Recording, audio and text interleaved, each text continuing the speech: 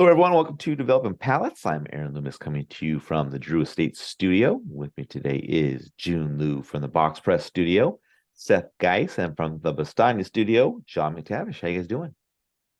What's up, guys? Good man. I wish it was breakfast because then I could be drinking coffee from my wonderfully bespoke craft mug that I got from Dunbarton Tobacco and Trust because I love that mug and drinking coffee from it. True. Yeah.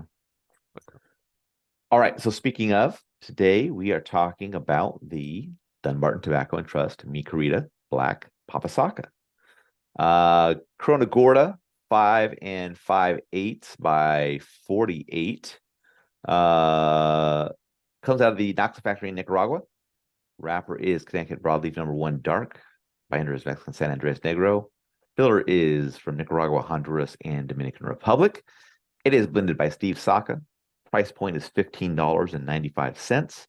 Cigars released in July of 2023, and we picked these cigars up from Corona Cigar Company. So if you are in the Florida area and near one of the locations, be sure to stop in for a cigar and a libation. But if you are not in the area, you can go to their website or give them a call, place an order, and they will ship it out to you immediately. All right. So with all that out of the way, Jiunn, what was your overall experience like with the cigar? Oh, that was good. I kind of feel like everything that I look for in a Connecticut broadleaf experience is here. It's chocolatey. You get really nice mineral backbone. You get like a biscuity kind of sweetness to it. It's earthy and leather, and nuts. And the pepper delivery is it's like it's accented, which I like, because I rather taste more of the like chocolate notes and like minerality and things of that nature. Very full in terms of body, so super viscous on the smoke, which is always a great thing when you pair with broadleaf. So yeah, I thought it was great. All right, Seth, what were your thoughts? Yeah, I mean it's I definitely found that it grew from medium full to full in strength and body as the cigar progressed. Mineral, earth, rich, peppery spices, tobacco, dry wood. It was a good it's a good broadleaf. It's a lot for me. It's not my thing, but it's good. It grew. We'll get to the comparison with like the Saka Khan because I think it's like night and day a little bit. But yeah, strong stick. John? Yeah, I think June said that this is everything I look for in a broadleaf. This is a masterclass of blending broadleaf, you know. And the wonderful thing for me is that it started out so subdued, and I was like, oh no, like is this going to be lacking? But it was just like he doesn't need to punch in the face with huge flavors out of the gate. So it was like really subtle for like the first half an inch to three quarters, like milder, sweet tobacco, graham cracker, mild spices, like no heavy pepper. And then chocolate and leather came through, and I'm like, oh man, this is really nice. And then everything just kind of popped into place, approaching the halfway point of like same strength level, same consistency, and then I got a little bit of stewed fruit sweetness on the retrohale, and I was like, man, this is so good. And then the second third was kind of more of the same, just in different proportions. So graham cracker leading off, stewed fruit sweetness, earth, baking spices, and then the last third was kind of sweet earth to lead off with, baking spices, earth, bread, creamy earth. I mean, it's a really good cigar. The sad thing is that I had some construction problems, which is so weird because this is like I might be the one guy who had construction problems from Noxa, like in the last 6 months. But perfect draw, but Burn just spontaneously went out for me in the second third, and then went out again in the second third. And I'm like, I mean, I know I'm a slow smoker, but I couldn't put the cigar down, so I was puffing pretty consistently. So I don't know what happened. At any rate, this is a good cigar. I'm glad I have more of these. I look forward to smoking more of these. Aaron, what about you? Yeah, for me, this cigar started with a full body delivery of toasted oak, dark earth, baker's chocolate, and baking spice. Got some meatiness that joined in a bit later, and then some creaminess a little further along. Second third saw the baker's chocolate and creaminess depart. And the final third saw the toast level increase and some wood bitterness join in. Construction was absolutely perfect for me. So no issues there. nice flavor profile through the first 2/3. Had an enjoyable flavor combination. Final third dropped off a bit. Kind of got that peppery meat flavor through the second third, which was reminiscent for me of Sober Mesa. One of the really things I like about that blend as well. Definite step up for me over the Saka Khan. This thinner ring gauge, had a nice concentration of the flavor delivery. But with how heavy the cigar is, it's probably not going to be a frequent smoke for me. But it's definitely one I'd come back to when I'm looking for that heavy, darker kind of flavor profile. But I just couldn't do this like on any kind of a regular basis. So, but that it's not saying it's it's not a good cigar, because it is. So, just not something you can do a lot of for me. All right, let's get into the scores. We're going to start at the top with Jiunn at 7.17. John gave it a 6.87. I gave it a 6.82, and Seth gave it a 6 even. So Jiunn had that 7.17 matchup for you. Really good. I'd love to smoke it again. I love the size. Yeah, really good. All right, John, 6.87. Yeah, it's low because it had a construction issue, so it really should be, I think, right at that 7 mark.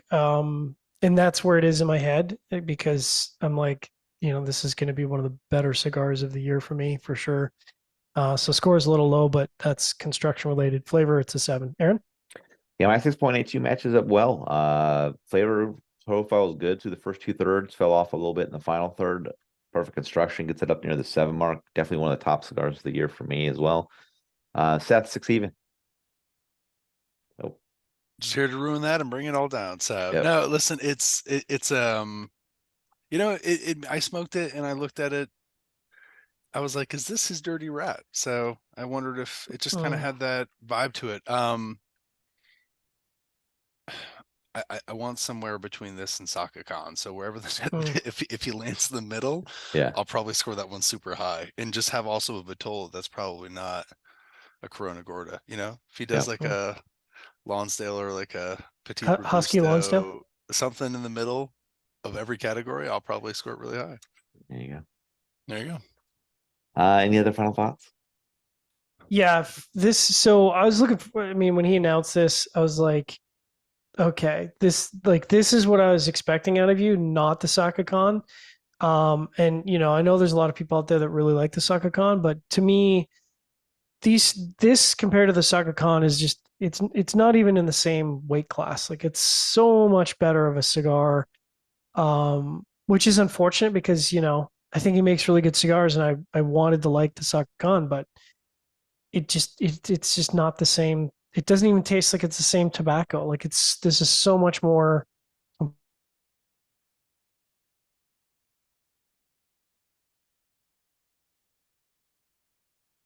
I think it's a better stick. I just also have to run to the bathroom. I'm not gonna lie to it. So I agree with you. I agree with you that it's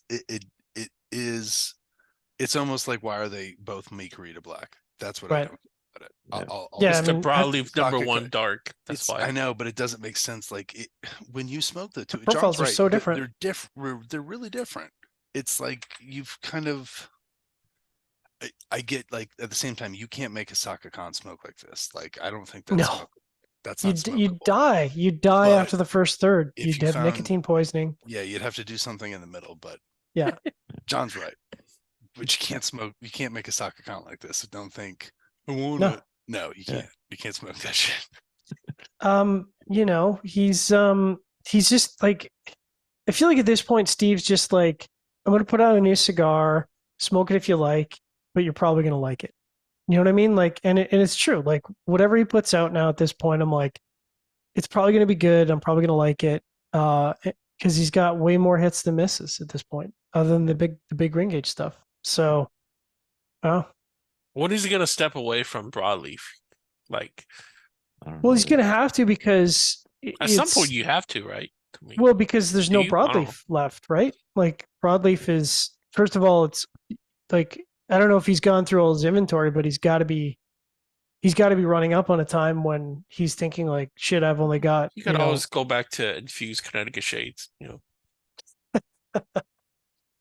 No, it's just the glue. Jiunn. Oh, right. Sorry, that's what I meant. Yeah. I'd like to see what he could do with a dark Habano. You know what I mean? Like, I feel like he's the kind of guy who could take on dark Habano and make it not a spice bomb. You know what I mean? Like if Mhm. anyone's going to be able to do that, I feel like he could. Yeah, he could I do a want really to good see job of him, that. work with non-broadleaf and see how he blends. Well, you know what you guys should do, You Jiunn. guys can continue. I got to run though. Sorry, guys. Yeah, yeah. Seth's man. gotta poop. All right. Yep.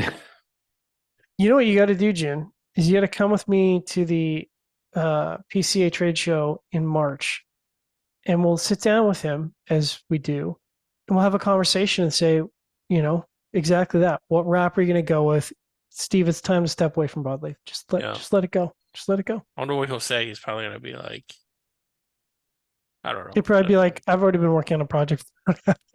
He's like, nothing comes out that all that good. Yeah. Yeah. All right. Wherever you guys are watching this, be sure to like and subscribe and check out the full written review on the website, developmentpalace.com. Follow us on all social media channels, and you can catch all of our review recaps on podcasts. So iTunes, Google Play, and Podbean. Thank you for tuning in. We will catch you on the next one. I was like, ah.